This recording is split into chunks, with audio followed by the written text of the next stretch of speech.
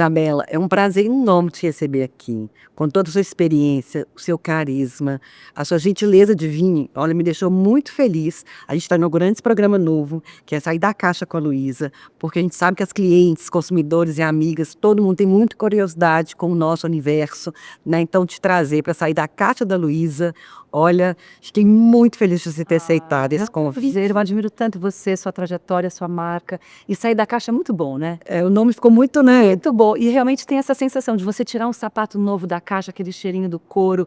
É uma sensação muito gostosa. Então vamos sair da caixa. Vamos sair da caixa? Então eu queria contar um pouco, tirar um pouco da memória, da sua história. Eu queria saber, quando começou a sua vida profissional, lá atrás, você imaginou chegar onde você chegou? Nesse sucesso todo, nessa grandiosidade que é a Isabela Fiorentin. Luísa, se eu te contar que tudo que eu tenho hoje, eu sonhei um dia. Eu sempre fui uma menina, uma criança muito sonhadora. Eu sempre fechava os olhos assim e imaginava as coisas que eu queria. Desde estar na televisão, sempre quis estar na TV. Então, durante o banho, eu pegava um shampoo que tinha um formato assim, meio parecia um microfone, e eu ficava assim, eu me imaginava no topo de uma escadaria e muitas pessoas me olhando, ouvindo o que eu tinha a dizer. Então, eu acho que tudo que eu tenho hoje, um dia eu sonhei. E sem dúvida nenhuma, Deus permitiu que coisas acontecessem e também que coisas não acontecessem. Muitas portas foram fechadas porque eu falava, se não for para o bem da minha família, para o bem de eu como mulher, como pessoa, que essa porta não se abra. Então, eu acredito muito nisso, de você sentir realmente o que você quer ser, e como se aquilo já tivesse acontecido, eu sempre gosto de pensar assim, é a fé, né? A fé é você contar com algo que ainda não aconteceu, é você ter certeza que aquilo vai dar certo. E muito trabalho, muita luta, e se manter muito fiel ao que você é. Você não pode se comparar.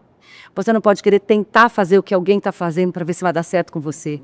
E eu estou há mais de 30 anos. Então, se eu tivesse que dar um conselho para a Isabela lá de trás, era exatamente o que eu fiz. Bela, seja fiel ao que você acredita, ouça os seus pais e trabalha. Trabalha muito, acorde cedo, tenha compromisso, não só com os outros, mas com você mesma. É você não querer falhar com você, independentemente do cliente, se é cliente grande, se é cliente pequeno, se é uma pessoa importante, se não é nunca falhar com você. Então, acho que por isso que eu consegui conquistar tudo que eu tenho hoje, eu sou muito grata a essa trajetória. E você começou a sua carreira de modelo, você tinha quantos anos? 13 anos, quando eu fiz o meu primeiro concurso, era o concurso da revista Capricho, lembra? Lembro. Gente, o meu sonho era ser capa da Capricho. E até hoje eu não realizei esse sonho. Ah, não. A minha primeira capa foi Vogue.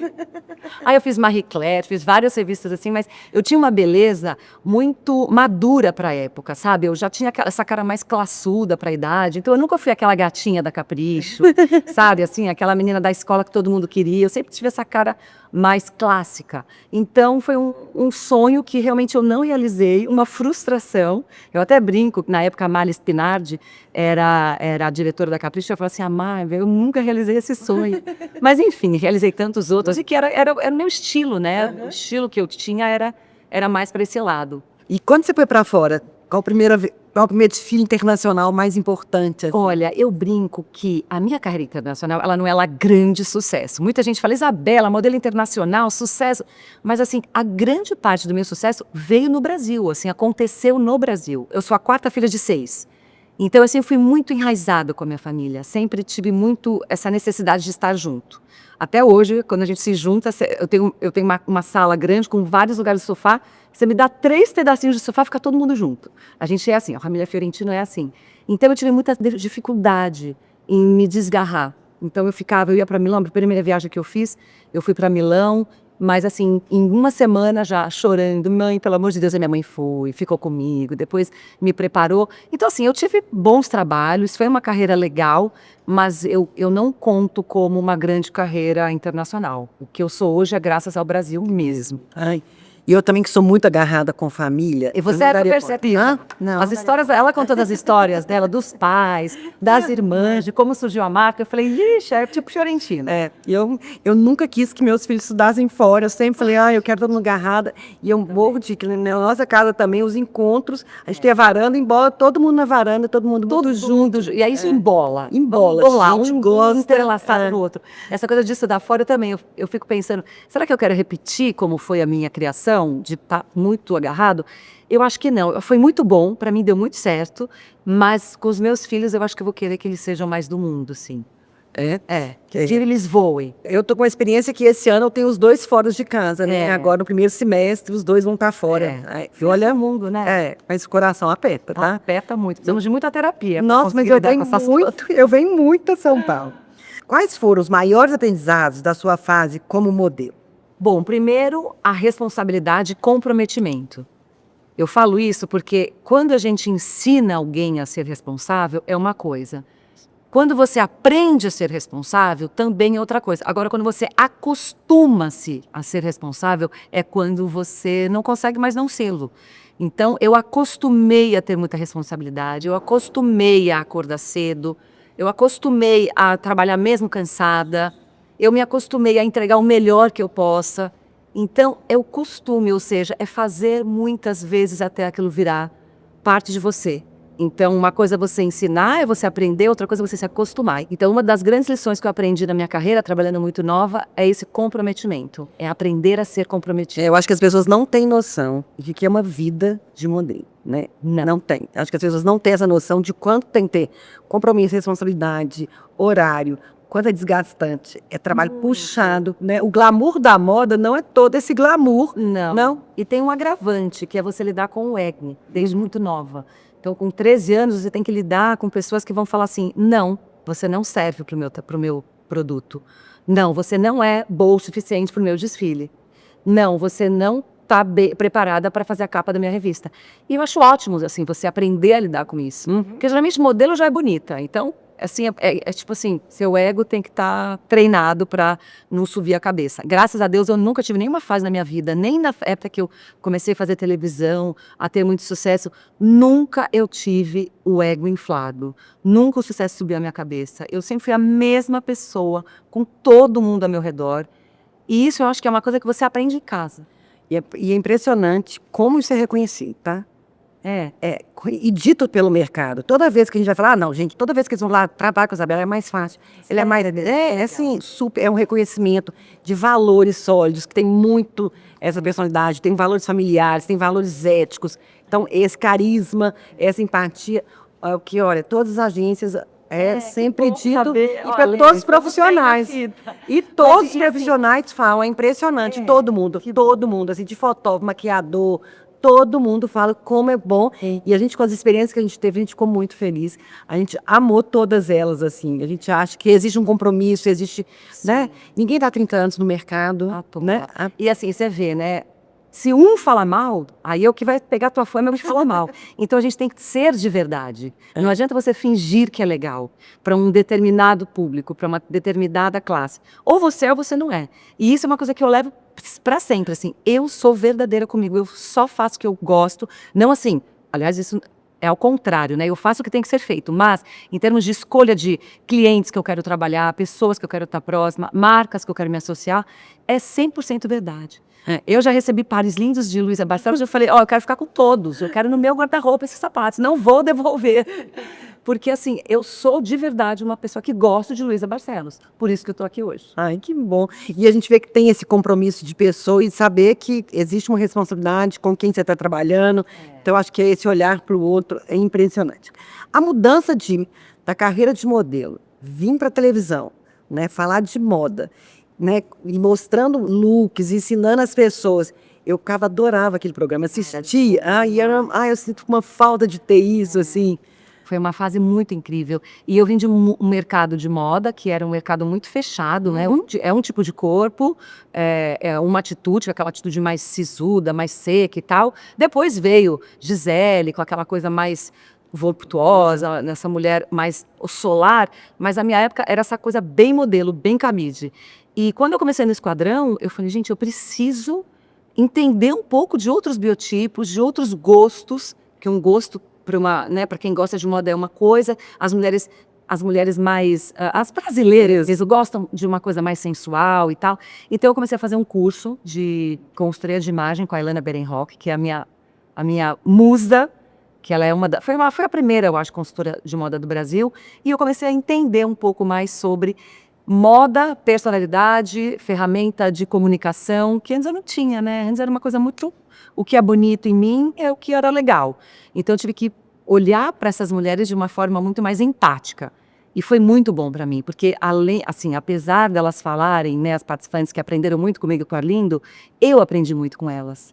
A história de vida de cada uma, o que você quer passar para o outro, será que você às vezes tem no seu guarda-roupa? Às vezes você está passando uma imagem completamente errada, mas é porque é o que você tem. Às vezes você usa a roupa da filha porque não tem dinheiro para comprar a sua própria. Então eu comecei a entender que a moda ali é muito mais uma coisa psicológica da gente trabalhar do que simplesmente comprar roupa nova e fazer com que a mulher se vire sozinha. E a televisão, a imagem que passa, o jeito, é muito diferente, né? Ah, Hã? total. Luz, né? E é vídeo também. Olha, é um grande desafio, né? E assim, você falar com o público, você tem que falar de uma forma mais fácil para todos entenderem, porque o Esquadrão da Moda atingia de classe AA a C, D. Então eu tinha que ter essa abrangência com todos esses públicos, né? Então não foi fácil, mas eu acho que a gente marcou mesmo uma geração. Muito, Eu até vi um vídeo no Facebook assim, sim, Isabela, você marcou uma geração inteira com o Esquadrão da Moda. Eu falei, caramba, eu preciso trazer essa Isabela de volta.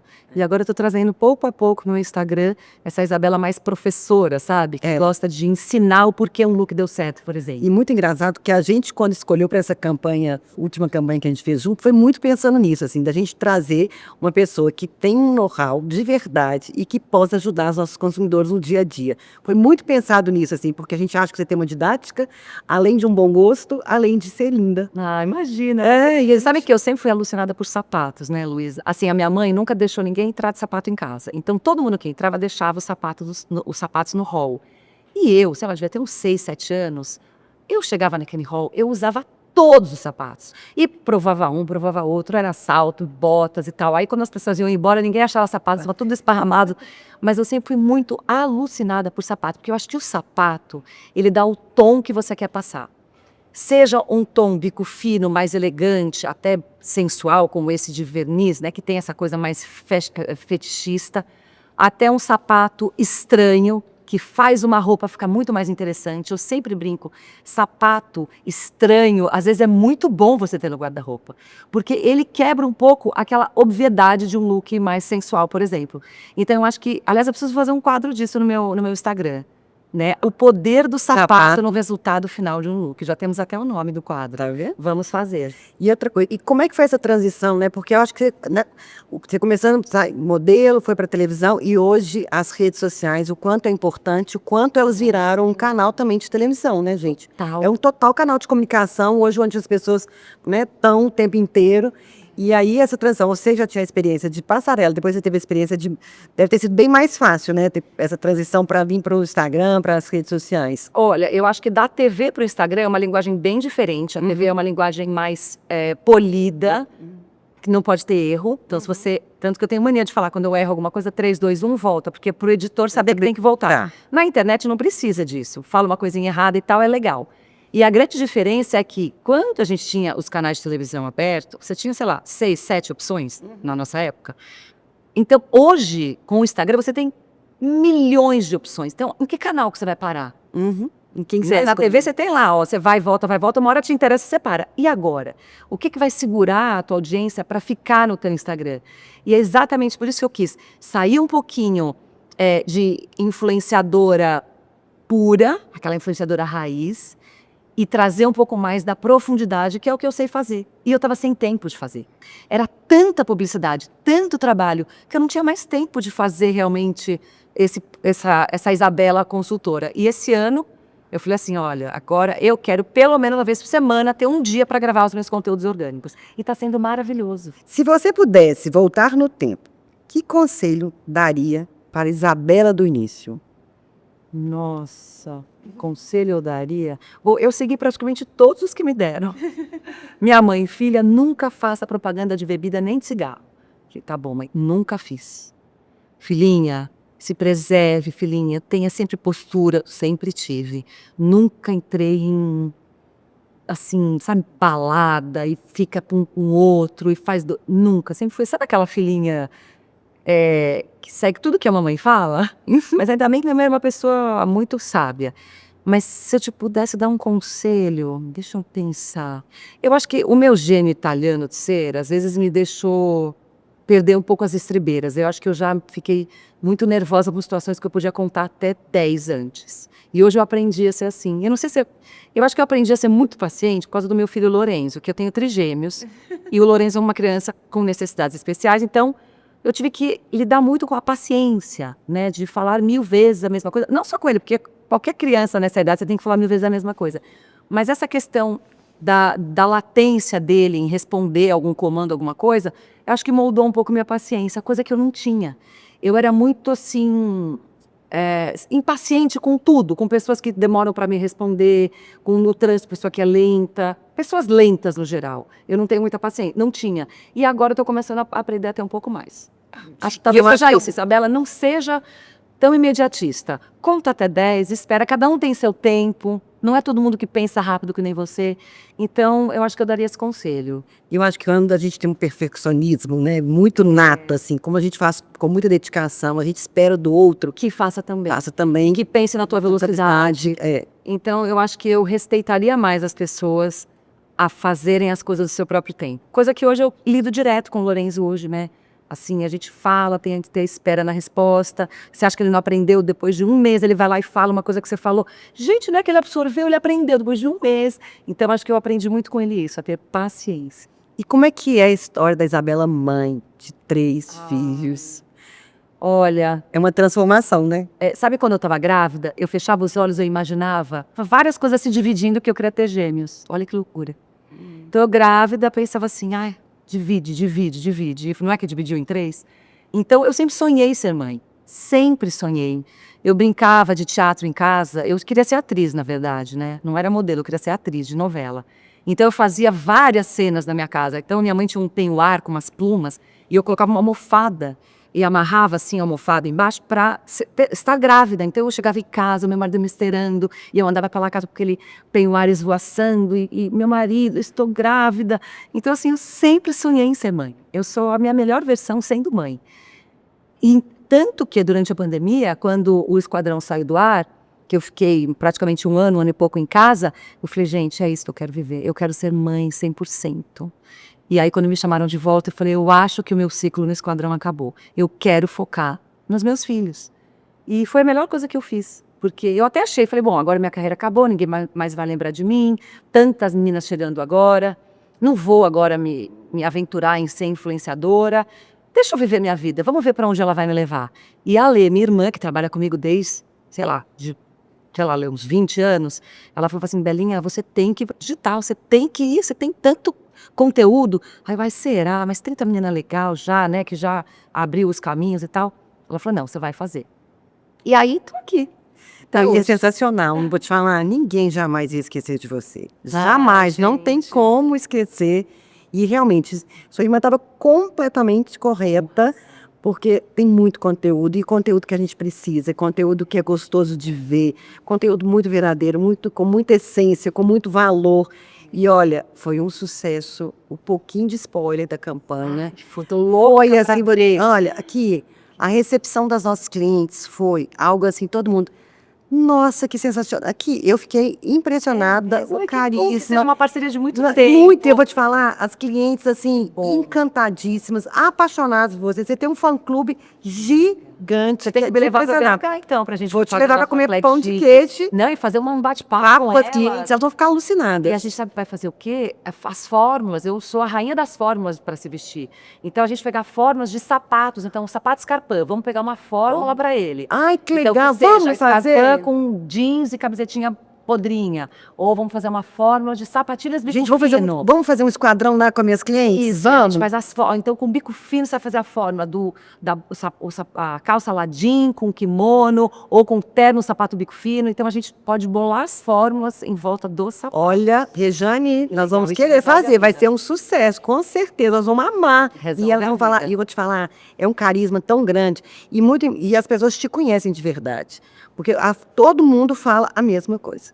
que você é muito educada, que você é muito empática, que você é muito elegante, além de linda, que você é refinada, que você sabe se vestir. Não, é muito legal. É Ai, assim, que um bom saber fã-clube disso. muito real e muito. bom. Eu fiquei impressionada. Foi assim, deu muito comentário na match. rede. Deu Então muito a gente tem que match. juntar com todas essas clientes lindas para eu retribuir todo esse carinho, né?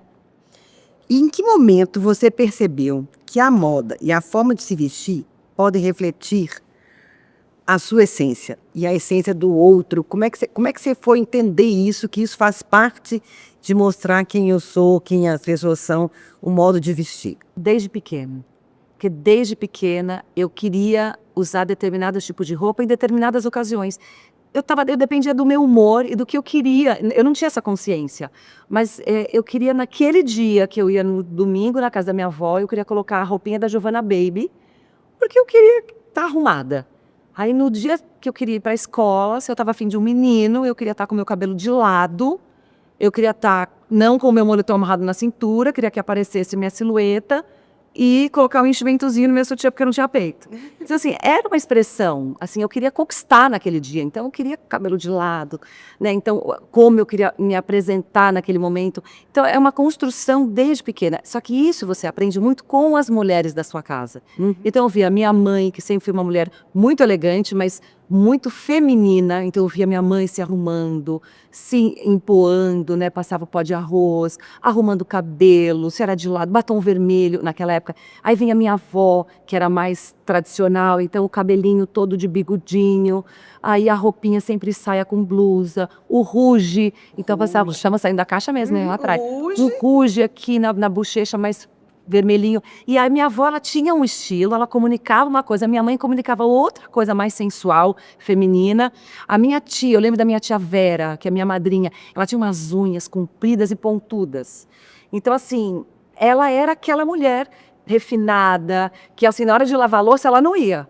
Ela fazia outras coisas, ela punha a mesa, ajudava a cozinhar, ajudava a organizar, mas quem lavava a louça era, sei lá, outra parte da família. Porque eram personalidades, você consegue transparecer isso através dos detalhes, da forma que você, né, pinta suas unhas, o tamanho das unhas, o sapato que você usa. Então, a minha tia, ela sempre usou muito salto alto. Então, ela era uma pessoa mais sexy. A minha mãe, com 6 filhos, não tinha como usar salto alto. Era mais bota, essas botas anos 80, com aquele saltinho mais laut, né?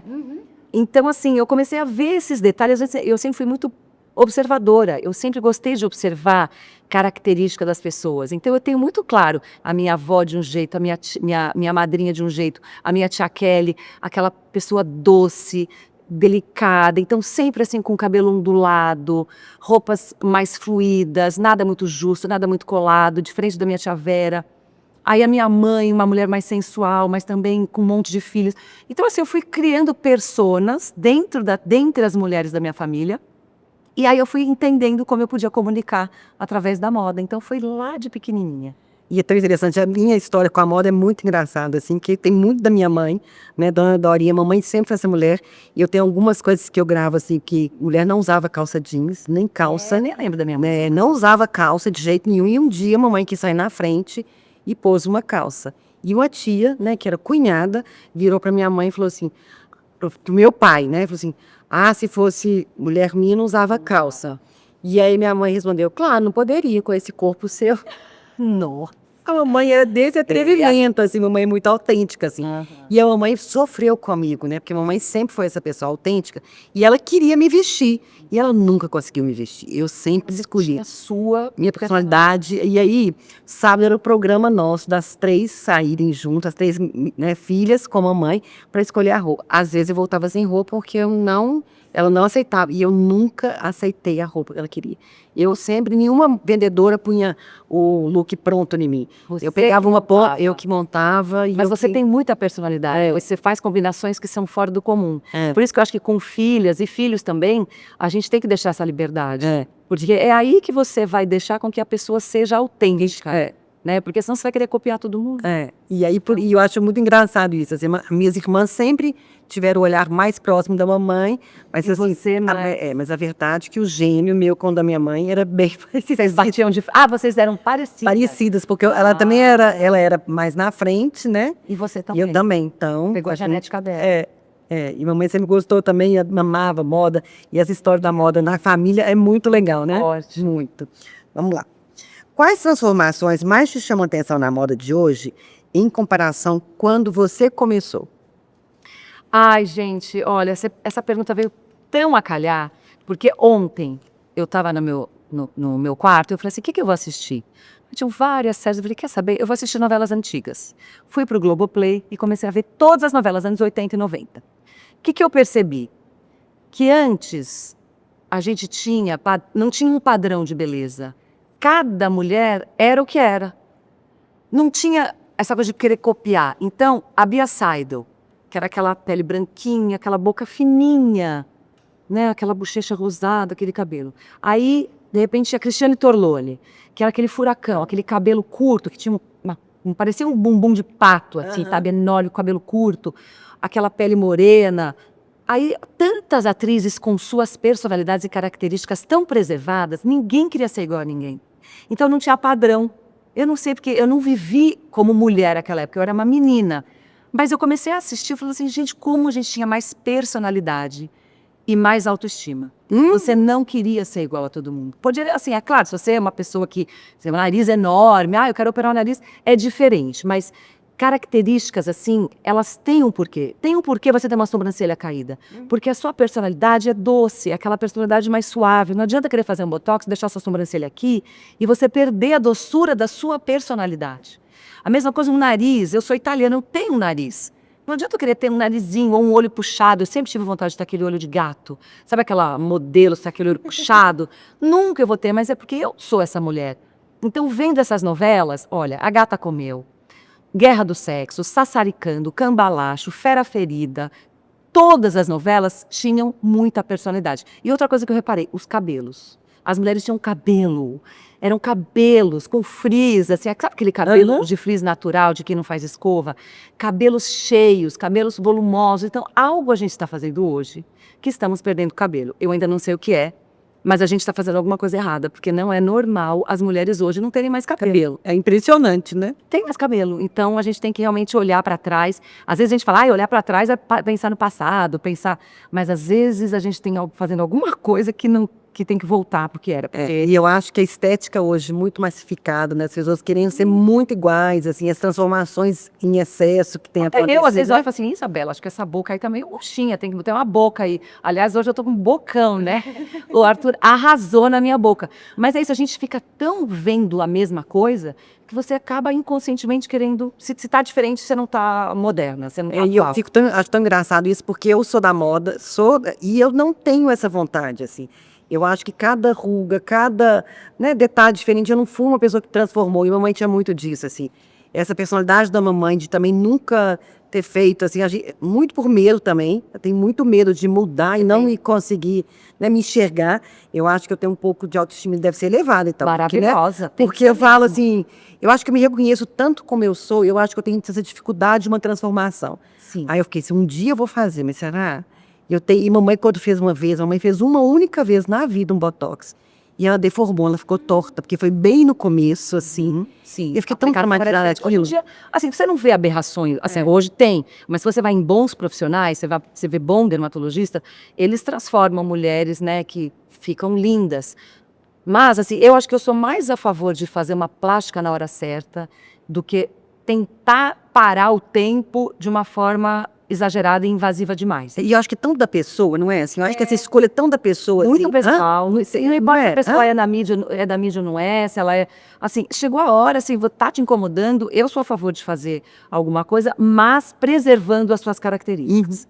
Porque as características do seu gosto, elas são reflexo da sua personalidade. Não, e é tão legal isso de entender quem a gente é, não é? Eu fico impressionada, assim, não me incomoda.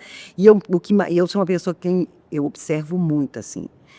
E eu observo na hora. Minhas irmãs que fazem, na hora que elas chegam de botox, eu sei na Você hora. já sabe, é porque eu Na começo que hora. eu mesmo. Eu faço às vezes também, às vezes. E aí, olha, mas eu sou essa pessoa. inocente. Mas o mais engraçado, eu olho detalhes, eu tenho uma percepção de detalhes, então isso me incomoda, assim, eu fico meio assustada. Sim, sim. Porque eu sou tão detalhista, assim, com minhas rugas, eu já conheço elas todas, assim, eu tenho um olhar muito profundo, assim, eu acho que eu observo muito, assim. E acho que a perfeição já tá fora de moda. Total. Eu acho que tá totalmente fora de moda.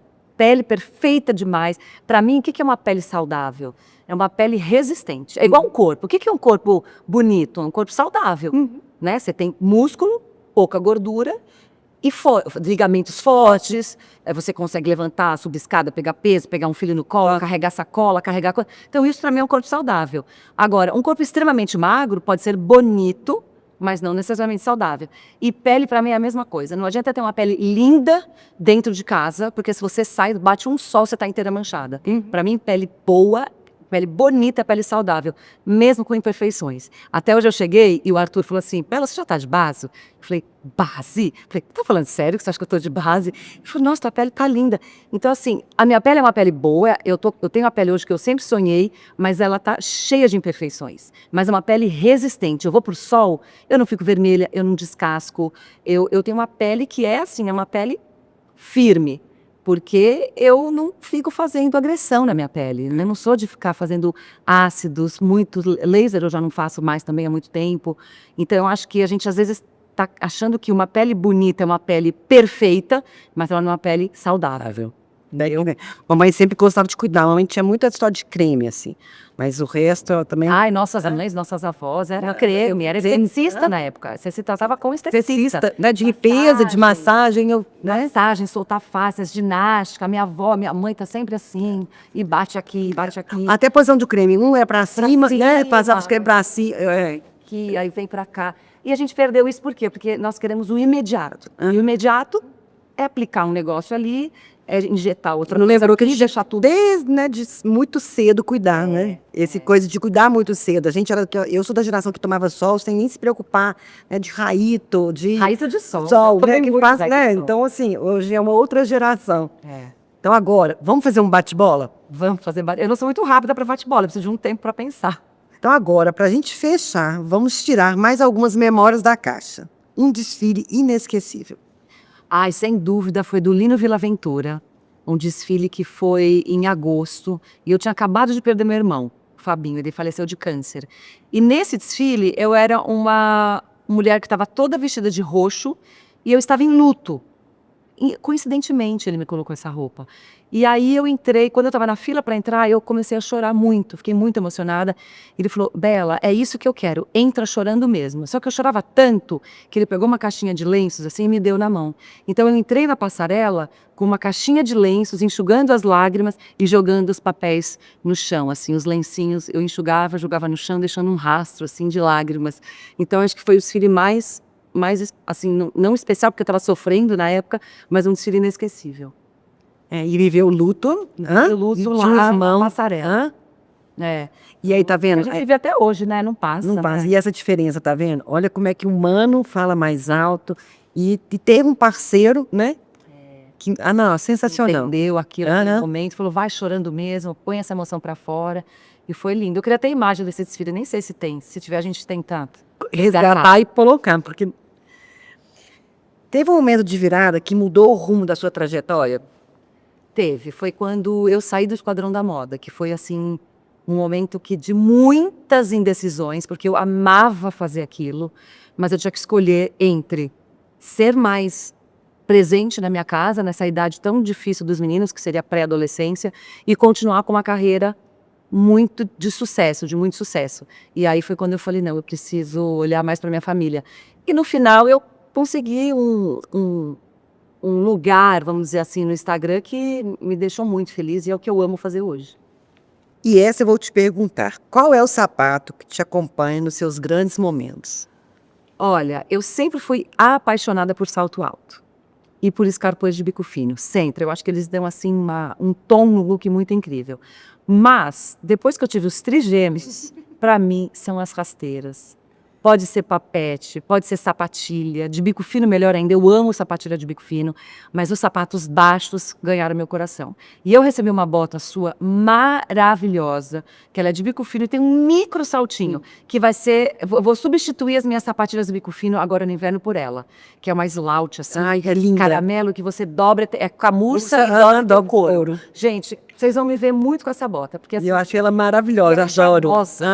Então, assim, você tá lá com jeans skinny, essa bota que faz um volumão embaixo, uma jaquetona jeans, então fica volume em cima, uma coisa sequinha e a bota com volume embaixo, uma bolsona. Gente, me aguardem. Qual foi o conselho mais valioso que você já recebeu nesse caminho e ainda carrega com você até hoje? uma frase que é a seguinte: não tenha vergonha de ser vista tentando. Isso vale para tudo. Para o surf, que eu sempre posto, eu tentando fazer algo que não dá certo e eu posto mesmo assim. No trabalho, você tentar fazer o seu melhor, e mesmo que ele esteja perfeito, é maravilhoso quem estimula e incentiva outras pessoas também. Então, talvez mostrar suas fragilidades sem vergonha. E como que começou essa história do surf? Foi na pandemia. Eu estava assim, em lockdown na casa de praia, o mar na minha frente, anos que o meu marido, a família do meu marido tem essa casa lá. Eu nunca dei bola para as ondas, só olhava se estava sol, frio. E comecei a entrar com os meus filhos para surfar e me apaixonei enlouquecidamente. O surf realmente mudou a minha vida, porque é a minha terapia. Quando eu entro no mar, eu esqueço que eu sou mãe, que eu sou profissional, que eu sou modelo. O mar tem todos os tipos de pessoas, porque o surf tá para qualquer um pode surfar. Se você é rico, pobre, culto, não culto, milionário, não milionário, famoso, não famoso, bom ou ruim no próprio esporte, você tem de tudo lá dentro do mar. Então, assim, você tem conexões incríveis, a natureza é algo que também transforma, principalmente a água, quando você está perto de água, o seu corpo responde. Então, o surf virou minha grande terapia, minha grande paixão.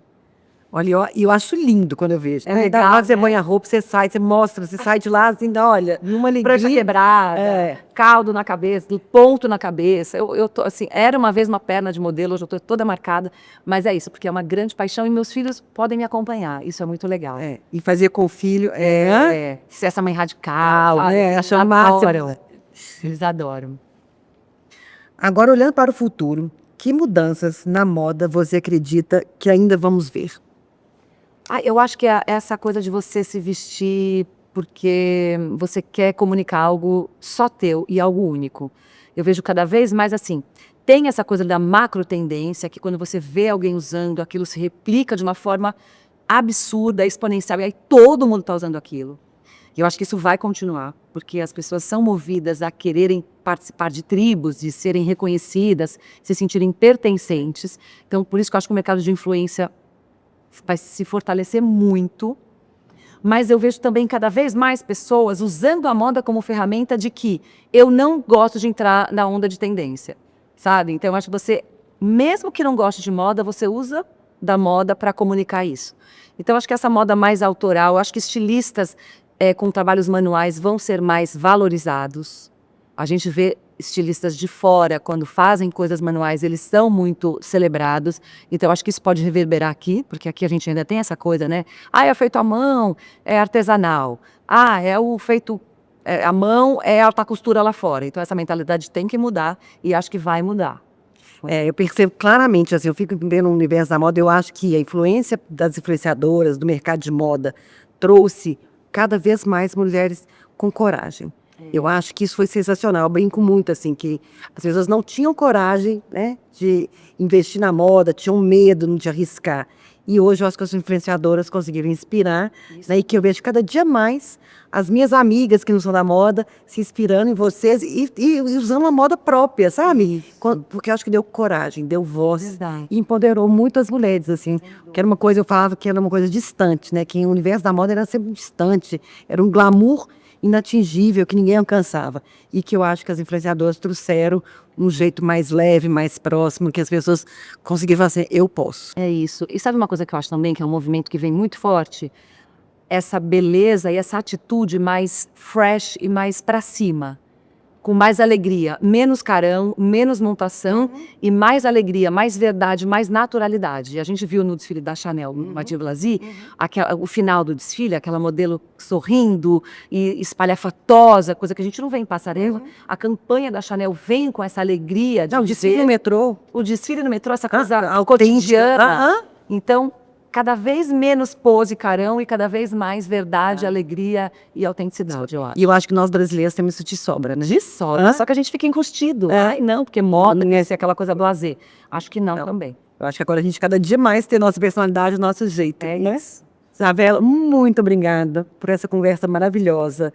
Eu acho que essa autenticidade sua, esse carisma, olha, só me deixa feliz de ter tido essa oportunidade, né? Então, como eu perguntei, né, o que eu faria diferente, eu faria diferente ter mais proximidade com você cada dia mais, assim. E atrás, né, que a gente tá Tanto tempo, mas a gente nunca conseguia fechar a agenda, você lembra?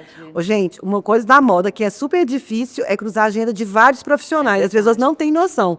Não fomos, agora conseguimos, e eu vou te falar, olha, tô assim, apaixonada com você. Maravilhosa, que linda. Eu também. Vamos ficar juntas muito tempo. E tudo tem a sua hora. Não podia ser antes, não podia ser depois, tinha que ser agora. Eu acho que nós estamos preparadas para esse momento. E eu estou muito feliz, assim, de receber esse carinho das suas clientes, o seu time todo, a sua equipe toda que está aqui atrás. Eles fazem acontecer com amor, com carinho. Todo mundo fala a mesma língua. Parece que todo mundo faz parte da sua família, porque cada um tem o seu jeitinho, mas um pouquinho de você. E isso é muito legal. Então, eu estou super feliz e vamos nos ver em BH. Com certeza. Olha, e essa que nós prometemos vai ser um sucesso. Vai ser. E eu acho que a gente vai fazer uma coisa nova. Isso mesmo. Né? As pessoas querem essa proximidade. Tem tanto tempo que a gente não faz esse bate-papo, né, de proximidade, nós vamos fazer, viu, Rê? É isso aí, nos aguardem. Nos aguardem em Belo. Beijo.